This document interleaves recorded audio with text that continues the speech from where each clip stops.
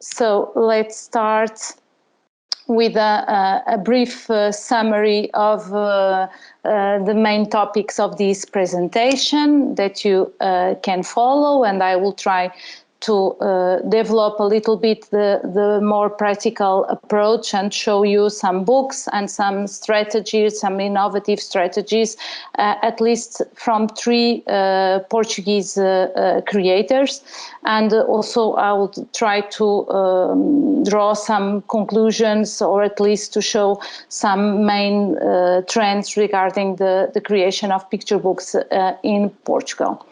I, of course, will start by showing you the purpose of this presentation. I intend to identify some trends regarding the creation of Portuguese picture books.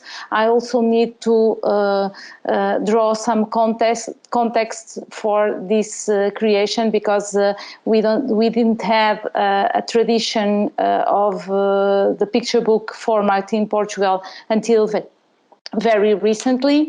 And I also would like to present you, as I told you, some relevant contemporary creators and some of their most original picture books. Regarding the history, I don't intend to occupy lots of time with this approach, but there are some considerations in order for people to understand that picture books in Portugal there was not a solid tradition regarding not only the publishing of Portuguese picture books, but only the translation of picture books from other languages. And in consequence of this lack of recognition of picture books, there are no specific studies dedicated to this kind of publications before the 21st century. But after the beginning of the 21st century, with the introduction in Portugal of some publishing houses and new publishing Portuguese houses that also started to pay attention to illustration and to book design, the picture book format gained a very important. They started to be published, and they started to be recognized not only by scholars but also by the public in general. And in recent years, Portuguese picture books are even internationally recognized and distinguished in several important awards, and are present even in some selections of the best picture books of the world. Let me just briefly show you the genesis of Portuguese picture books, and you have here just three examples that include just one isolated experiment in the late 60s by Leonor Praça, and then you have some other contributions by Maria Cale in the late 70s and the late 80s. Of course, there are some other some other creators made some attempts in order to give illustrations more emphasis in books aimed at very young children. And you have here some publishing houses and some collections of books that even if they don't have very good quality, and even if illustrations don't occupy a very important role, they can be seen as first attempts in order to create picture books, or at least in order to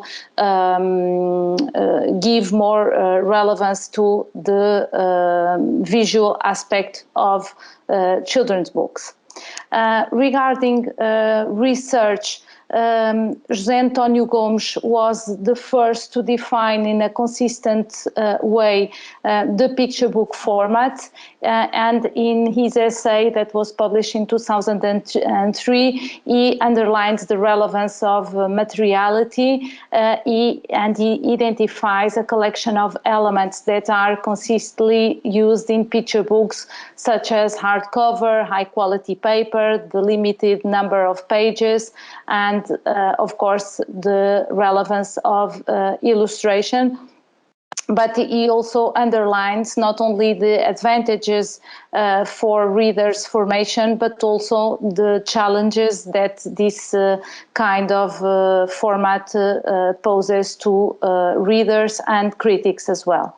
So the following research developed by stressing different types of picture books or dedicated to specific creators and publishers and contemporary trends.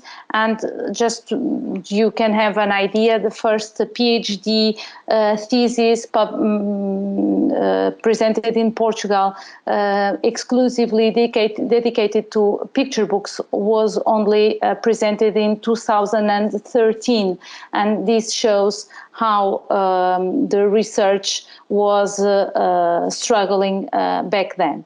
And this PhD thesis was dedicated exactly to this creator, Manuela Bacelar, that can be seen as a founder of the Portuguese picture books.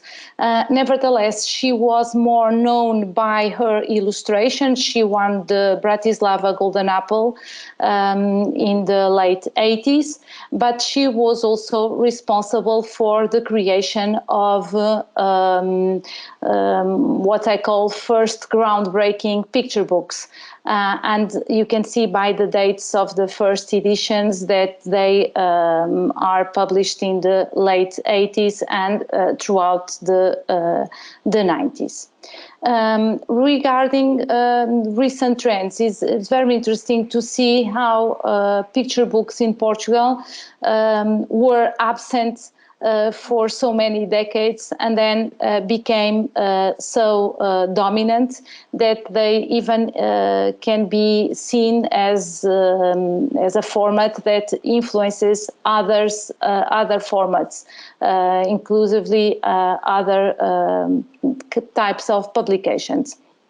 And of course, there are other publishers in Portugal that dedicate themselves to picture books, but I would like to underline here the publisher, very well-known publisher, Planeta Tangerina, because it's a publisher that distinguishes itself from other publishing houses for the relevance given to Portuguese authors and illustrators.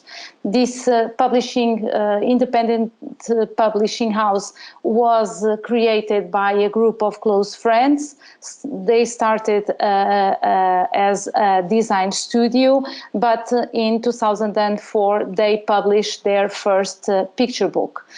Since then, they have published already dozens of picture books. Many of them are available in different languages and countries throughout the world. They also won the first BOP award for the best European publisher at the Bologna Book Fair in 2013, and also they were awarded with several international relevant awards. There's a recent essay published by Inês Costa, dedicated specifically to this international recognition of Planeta Tangerina abroad. I would like just to mention, for instance, the second CJ Book Award for a book that I will show you later, but also they won awards in Germany, in the United States, just to give you an and in the Bologna Book Fair, just to give you some examples. So Planeta Tangerina creative team is a very small team of friends, as I explained before, and they invested in, let's say, crossover picture books aimed not only at children but also to their families, inspired by simple themes such as family, discovery, growing, nature, and those picture books stand out by the way they are created in close relationship between text and illustration and book designs, and they are truly unique artifacts where special attention is given to all the elements that are included in a picture book, especially graphic design, being graphic design the background of several of the creative members of this publishing house. The picture books by Planeta Tangerina also stand out by the way they explore the narrative potentialities of the format, of the picture book format, experimenting new and innovative ways of telling stories, playing with the metafictional dimension of the book, and I will show you later on some examples of those books. Of course, I don't want to forget other independent small publishers of Portuguese picture books, such as Patológico, Orfeu Negro, Bruá, and Charan, that also contributed to the expansion, to the consolidation and the expansion of the picture book format, not only by investing in Portuguese creators, but also for their work in translating for instance, classic and contemporary picture books as well. I can talk you a little bit about this later on if you are interested. I recently presented a paper in a conference just dedicated to the translation of picture books into Portuguese language. So regarding this last decade, let's say, and despite all the difficulties that the country has faced with the severe economic crisis, also with consequences, of course, in the production and the selling of picture books, I can say for sure that the production of picture books in Portugal has increased, not only in terms of quantity and quality, but also in terms of its international visibility, and this presentation is also a consequence of this international visibility, I think.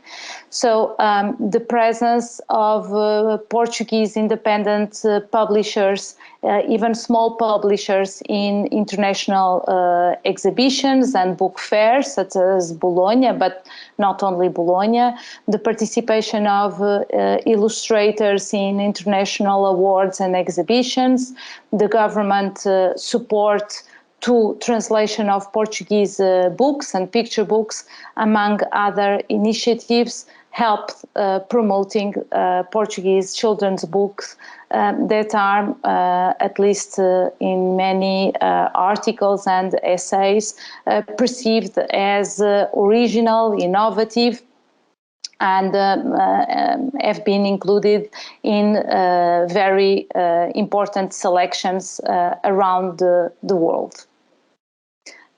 Regarding the contemporary generations, I will today stress at least creators from two different contemporary generations that I call the first one Generation X, and this generation is formed by creators that were born in the 70s, start illustrating in the early 2000s, and they are trained in graphic design, visual design, and communication design. And this was a sort of a rupture with the previous generation that was formed by illustrators that were mainly plastic or visual artists. They had a classic formation in painting, sculpture, and they didn't thought of the book of the picture book as an artifact. They created illustrations for a text, they sent the illustrations to the publisher, and then other professionals would create the book. But this new generation started to think of the book as an artifact due to this training in graphic design and communication design. And we can even see a new generation, a younger one, with creators and illustrators that are already trained in illustration, not only in graphic design, but in illustration. Some of them, they even did specialization in this specific field, either in Portugal, as Catarina Sobral, or abroad, as Madalena Muniz, for instance, who study with Martin Salisbury, just to give you here an example. So I will try today to show you some examples of what I think are the contemporary trends regarding the Portuguese illustration and creation of picture books. I will show you examples of sophistication. Visual signature has to do with the creation of a personal style, with the growing of the illustration inside the book and the peritexts that are also included. They include also narrative elements, and then its playfulness or by the introduction of visual games, surprising elements, intertextuality, parody, among other characteristics. So I will start by talking a little bit about Bernardo Carvalho, a creator, illustrator, and author that was several times awarded. And I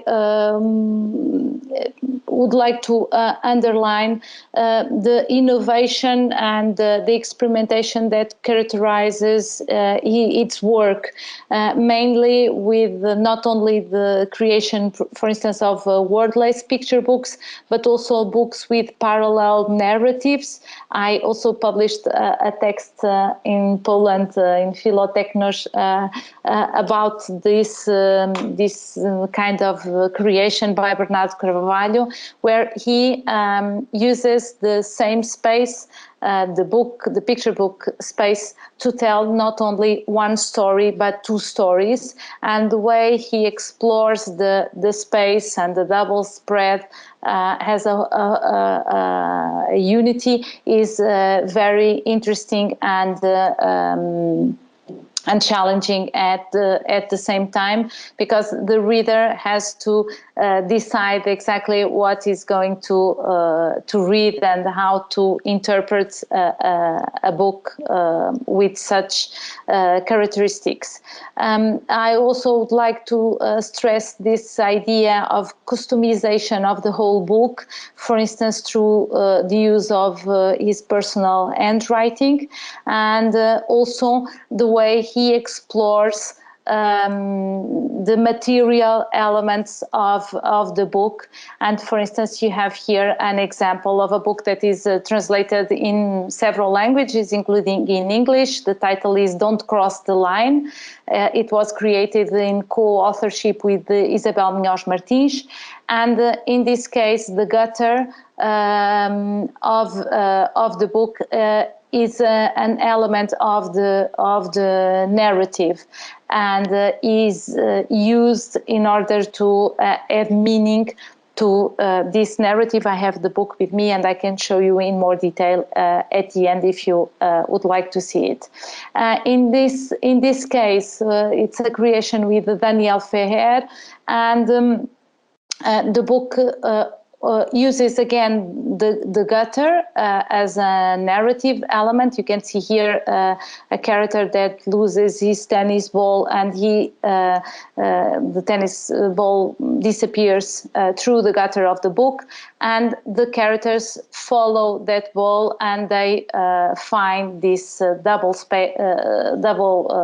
spread where they discover many characters, not only from picture books, but from movies, video games, TV series, among others. And this book doesn't have linear reading. The reader cannot read the picture book in a linear way, because he has to jump back and forward in order to follow the indications of the characters and to find the yellow ball that is missing. Another creator is Catarina Sobral. She is from this very new young generation of illustrators, but she's already one of the most international recognized Portuguese creators after being awarded with the Illustration Prize at the Bologna Book Fair in 2014. In the case of Catarina Sobral, I would like to underline the intertextual and interartistic references and allusions, also the use of handwriting and interconic text in the illustration, and of course this creates crossover picture books, because some of the references are not aimed exclusively to children, but they are expect a more adult or at least more sophisticated reader. As you can see, for instance, in the interartistic allusion of the cover of this book, one reference to a movie by Jacques Tati, Mon Oncle. And in the back cover of the book, we have another allusion to another movie, Modern Times, and this is directly related with the theme of the picture book, and some other interesting references, not only from the Portuguese context, like Almada Negreiro's painting of Fernando Pessoa, but also from international artistic references like Edouard Manet, Déjeuner sur l'herbe, or even a photo of Andy Warhol, just to give you an example.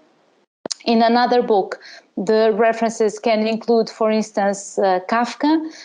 Tão Grande is a sort of a parody inspired by Metamorphoses of Kafka, and the beginning of the book by Kafka is even quoted here. And also more recognized references like this Munari book, that is also included here, Nella Notte Buia of Munari.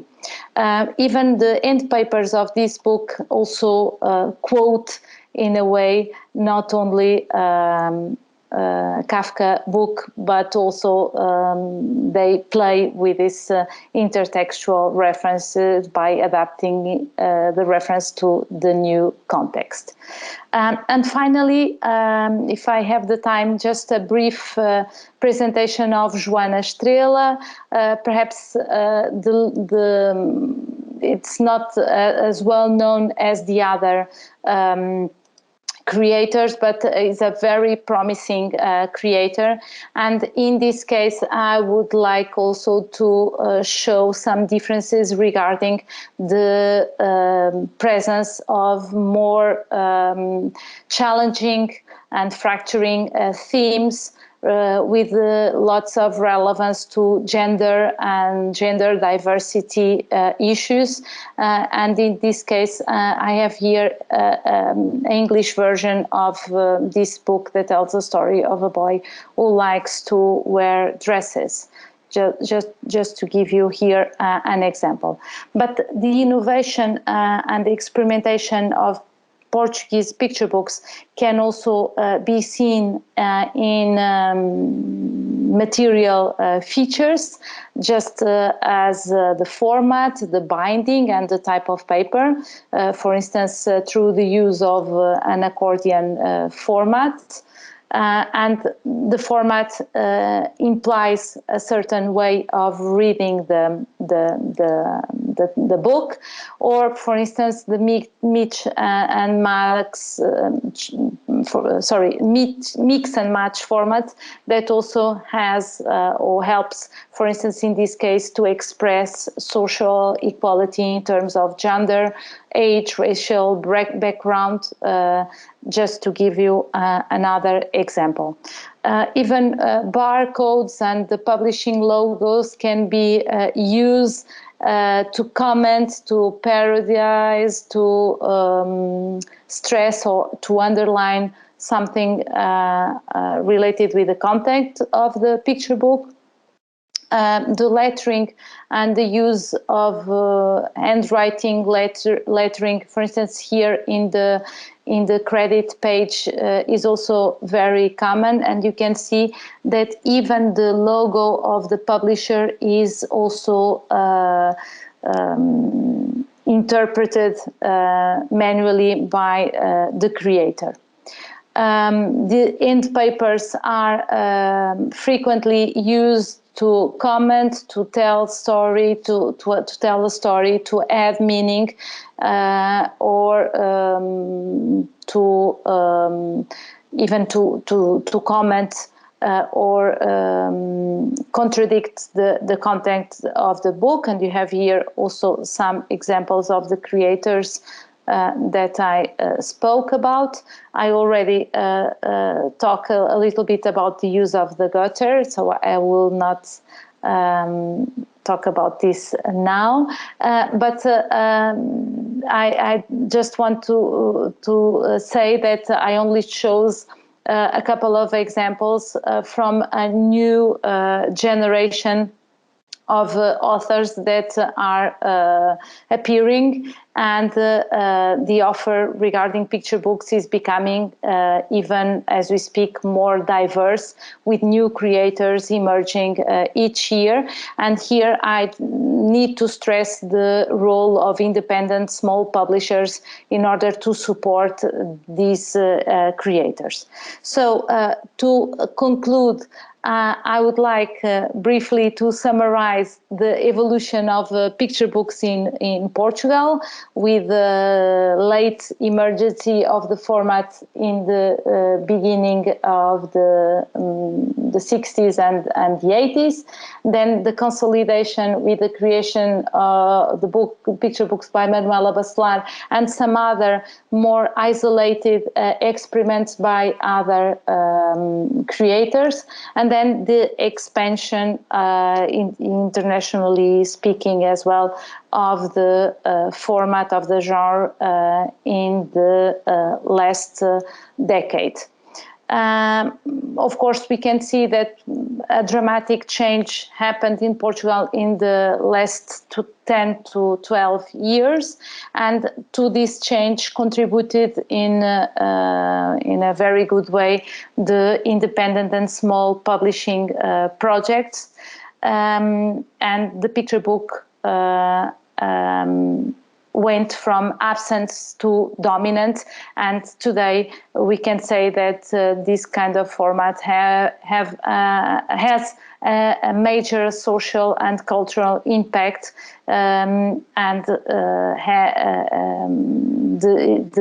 this is visible also in the increasing interest by not only creators but publishers, readers, and academics, of course.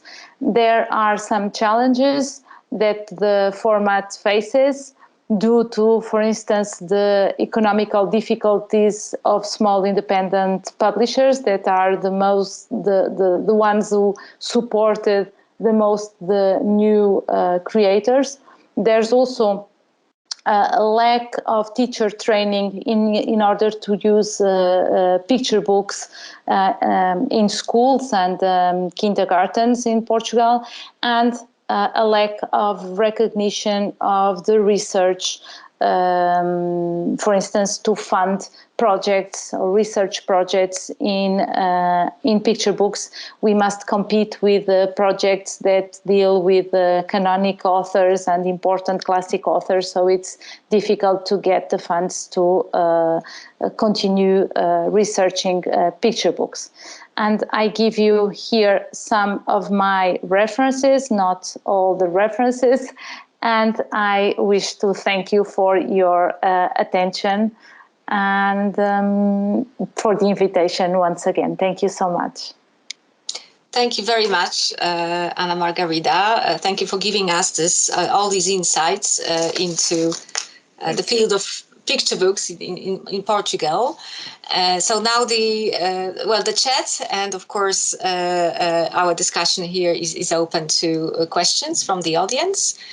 You're right. Okay, now you mentioned in the conclusion to your talk that this lack of teacher training that would be aimed at introducing, I guess, right, picture books into the curriculum. So they are not present in the curriculum, or are they?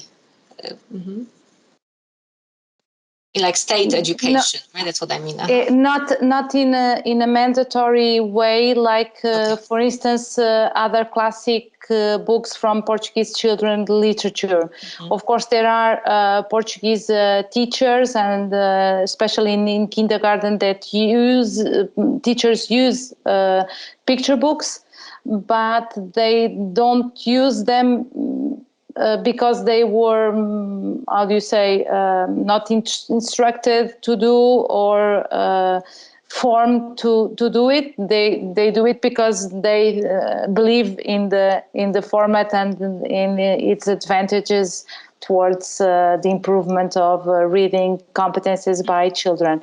But for instance, even in the syllabus, in children's literature syllabus in the universities and polytechnical schools where those teachers and kindergarten teachers are formed, the presence of picture books is not, I don't know how to say this, it's not frequent. Mm-hmm. There are colleagues that still think that picture books are not exactly high quality literature, because we have this tradition in Portugal that I say is very centered in the valorization of the literary text. Mm-hmm. And a book with pictures is always, or at least was seen as not real literature, even for children. So, and this, even if things are improving and have been improving in the last 10 years, we still struggle to get the necessary recognition for picture books. Research for picture books use in schools and so on. Mm-hmm. But I gather the reception, like by the general public, right, is quite, let's say. Yes. welcoming. There is an interest. Yes, I would say so, because there are several specialized publishers, Yeah, that's and right. even if they struggle, of course, and they have to make lots of efforts in order to survive. We can see this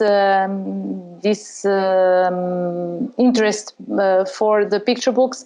In the last years in Portugal, there were also several bookshops specialized in independent bookshops specialized in children's literature that opened in not only in Lisbon and in Oporto, but even in small, medium-sized cities and villages. So I would say that the picture book is becoming more and more popular, not only among children, but also among families, including adults as well.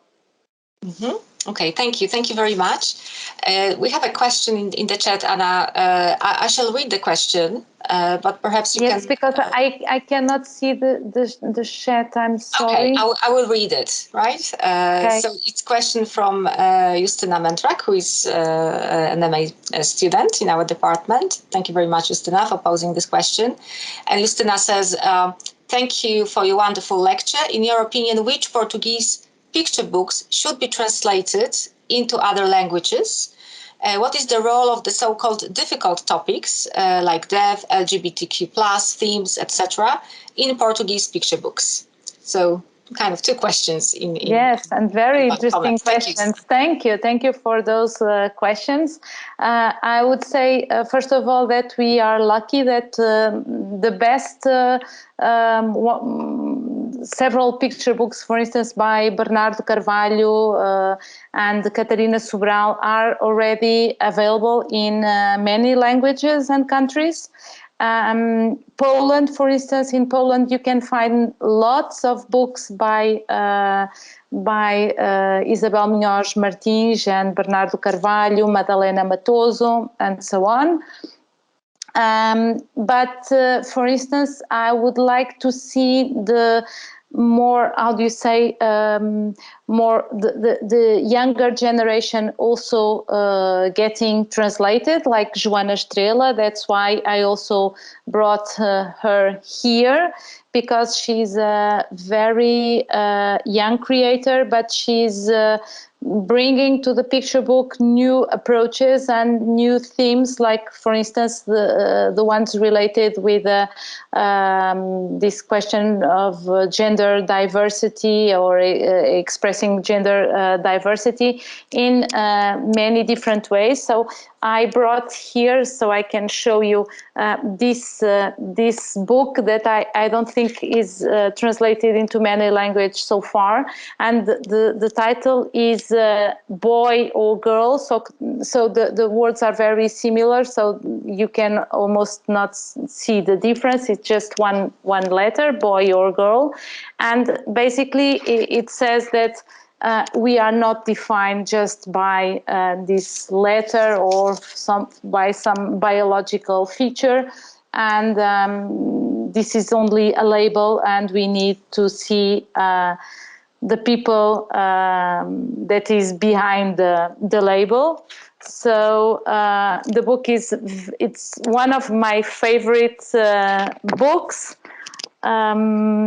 And when we see the illustrations, we don't know if there is a boy or a girl playing soccer or dancing or surfing. So and the book it's not moral, I don't know, pedagogical, moralistic, I don't know if even the word exists in English. In a way, doesn't give you a lesson. It shows you the diversity, and in a very playful way, saying, for instance, there are more than just two kinds of persons. We are so many, and we are all different, and we should be valued as we are. So I find this creator a very interesting one.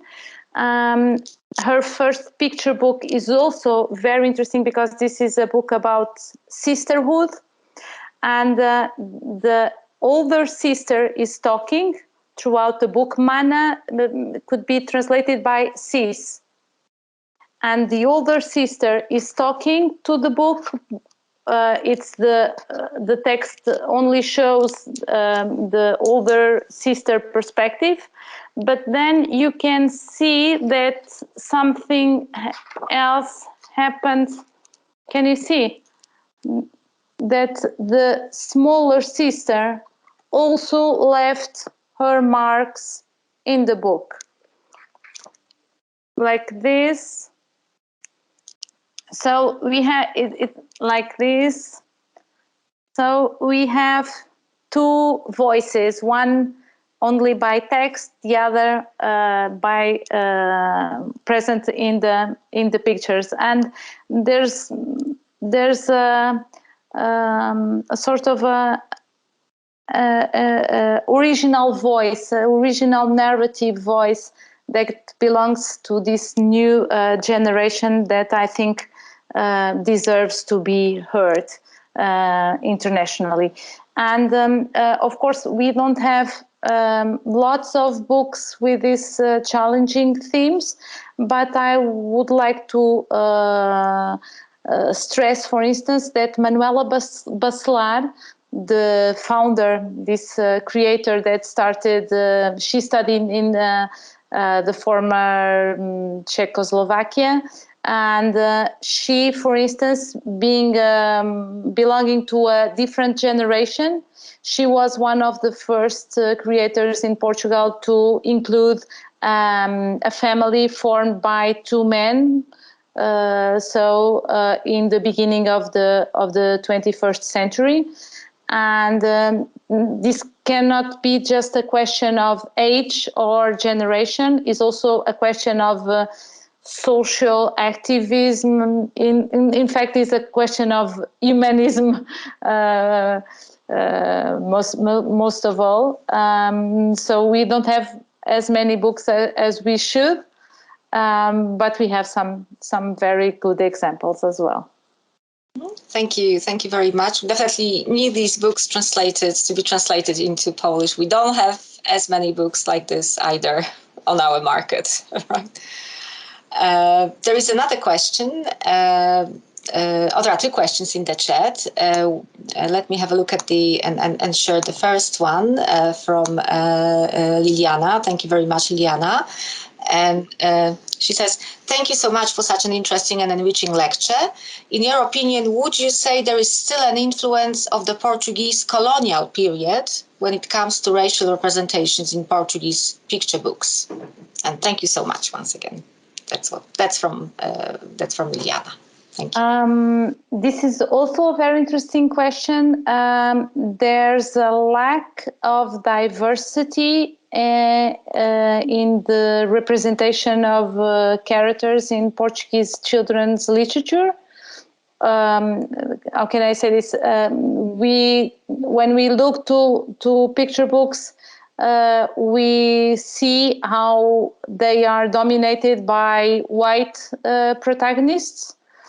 And I think in the last couple of years, we have seen some examples of trying to change the situation, because this is the Portuguese society is more diverse than the books are, and the books should meet the diversity of the society. And in this case, unfortunately, I don't think I have the book with me. But last year was published a book with a black character as protagonist, and the book has nothing to do with race or ethnic differences or whatever. So this, for me, is an example how diversity should be included, not in a book about diversity, but in a book about people in general. Of course, when you look at some images, you can, for instance, see here a search for diversity or representation of diversity. Okay, but I don't know if this is something that, but for instance, here you have only white characters, and I was looking, but here you have a little bit of diversity as well. So I think that we are improving in that aspect, but we should improve even more. I would not say that is only a consequence of it's a consequence of the dictatorial regime also that Portugal lived under, because we were very close to the presence of other people from other countries. And after being in the European Union, I think things changed a lot. Thank you very much. There is another question from Mel. Hi, Mel. Good to see you here.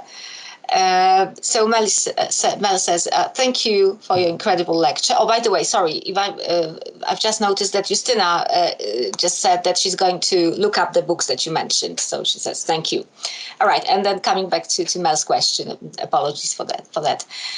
Thank you for your incredible lecture. Do you think that in Portugal, there is a consciousness by the authors that they are working with a very specific genre or format? Because what I see here in Brazil is that with the growth of the picture books, also the authors are becoming more theoretically specialized. I'm not sure if I understood the question. I will repeat. So is there a consciousness in Portugal among Portuguese authors that they are working with a very specific genre or format? And Belle says that what she sees in Brazil is that the authors there are becoming more and more theoretically specialized, the authors of picture books.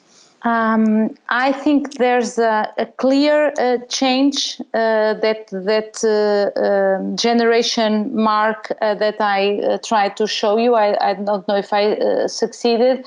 When the creators of picture books had this background on graphic design, and they were not creating illustrations for a text, they were creating books as a whole. So in a sort of, in Planeta Tangerina, as a team of creators that get together in order to create the book.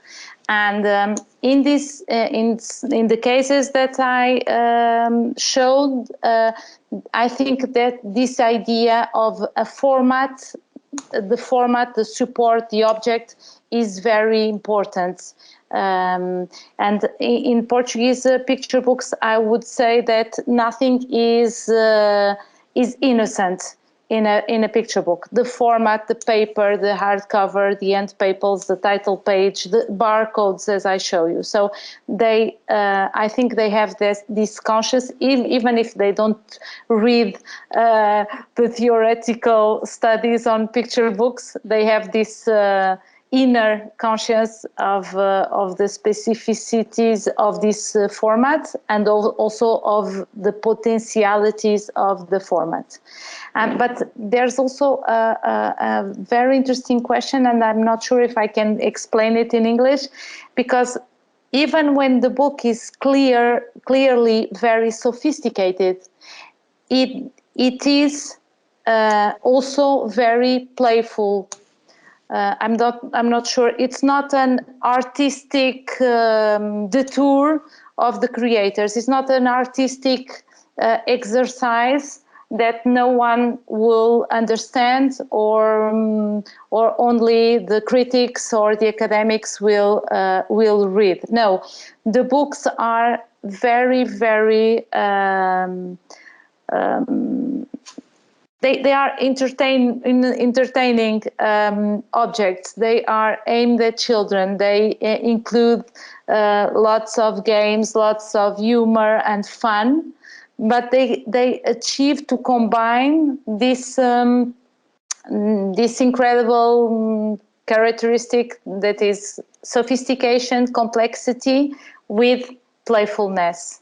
But I'm not sure if I was able to explain. My English perhaps is not enough to do it. Mel, if you have any follow-up comments, then please share, of course, if you need any more clarification. But I think you mentioned in your lecture Martin Salisbury and the program that I think he ran at Ruskin University in Cambridge, MA in illustration. And I don't know, I think the program is still on, as far as I know. I don't know the details, but I think...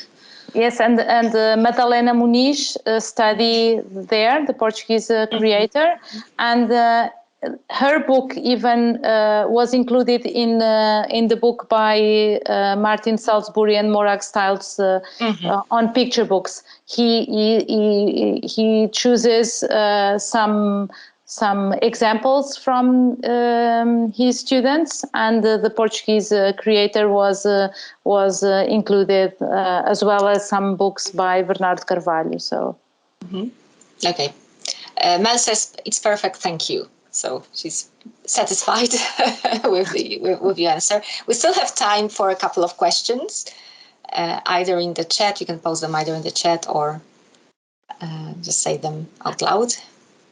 Justina, can you write something in the chat with my tag me so I can see it, because I truly... I hope Mateusz can help here. Okay. Yeah. Sorry. That's fine. So, if there are no more questions, then I have a question, if I may. And that's something that I learned actually from a colleague from our center who is here, Ela, Elżbieta Jamrus-Stolarska. So Ela, I'm kind of hoping that maybe you will join, but no pressure. But I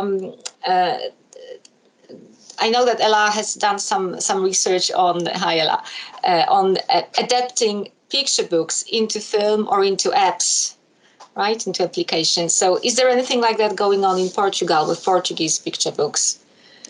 No. Or maybe there are separate, like, kind of picture books, but as an app, right? Not that I'm aware for now, but there were some, a couple of years ago, there were some tries by Andrea Letria with this collection of books. There are 2 books, and this book was also transformed in an app, because this is a mix and match book that creates monsters, but also creates the words to define and to describe the monsters. And this book and another book were, how do you say, adapt or transmediate to an app. And also by Andrea Letria and Pathologic. And Pathologic is a publisher that I didn't have time to talk about, but they have very interesting and experimental books. For instance, this series of accordion books, at least 1 or 2 volumes were also transformed into an app, but they didn't have lots of success, so I think they gave up on the digital way. But they explored the potentialities of materiality. For instance, creating books that are picture books that are, in fact, maps. Wow. And you could easily... And you have here That's the amazing. stories. So, and I sometimes say that this investment in the materiality and the physical dimension of the books, at least for me, seems answer to this dematerialization of cultural products and books in a way. So I think the authors and the publishers, they invest in these physical elements in order to keep the need to have a physical object, a book in your hands. Hi, Elzbieta. So nice to see you. I miss you. Hi, it's very nice to see you, and thank you for the wonderful lecture. And I will also like to add that Polish picture book market is very similar to the history of the Polish picture book market is very similar to the Portuguese one, as we talked many times about it. Small publishers, creativity, Bologna Awards, and things like this. Internationalization, as you talked about. So it's always okay. Okay, very nice to see it. Okay. The Portuguese version. It was finally published in Portugal. The Polish book. Do you remember?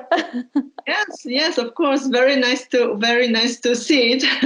And I have one question, because you talked about small publishers, independent publishers, the same we have in Poland. But the small publishers in Poland forced the big ones from mainstream to change the direction, to start publishing picture books too. And earlier they didn't have them in their offer. So was it the same in Portugal? Yes, thank you. Thank you for your question. And I miss you so much talking to you about these questions. I think you are right, but I think the big publishers, they keep investing in mainstream picture books. They know in bestseller picture books or in picture books that in fact don't change. They are not so innovative, and they are not so experimental as these ones. So they are moving forward, and they are publishing picture books. Yes, more picture books. But the quality, the aesthetic quality of those products is still not don't match the ones of the independent publishers. Because, for instance, in the case of independent publishers, I'll give you the example of Catarina Sobral, or even Mana. This book won an award for a project of a picture book. And then Isabel Munhoz Martins and the team from the Planeta Tangerina, they helped Joana Estrela to create her picture book. With Catarina Sobral first picture book, it was the same. It was an academic project.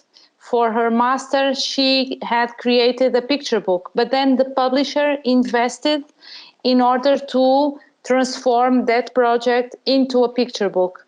And this happens in Portugal with Planeta, with Patológico, with Orfeu, with Bruá, of course. But as far as I know, I don't see it happening with the big publishing houses that, for instance, they go to Bologna Book Fair not to sell rights, but to buy rights from foreign books. So it's a completely different approach to picture books. Thank you very much. It seems very similar to Polish again. Thank you. Thank you very much, Ella, for this question, and Margarida for the answer. Are there any more questions? There is still time for maybe one question to Anna. Mm-hmm. Okay, if there are no questions, of course, you can always get in touch with Anna Margarida if something comes to you earlier. We need time to digest all these details and the pictures, of course, the visual. Thank you very much, Anna Margarida, for the wonderful lecture, for all these insights and comments, for answering all the questions, and thank you all the participants. Thank you for the questions.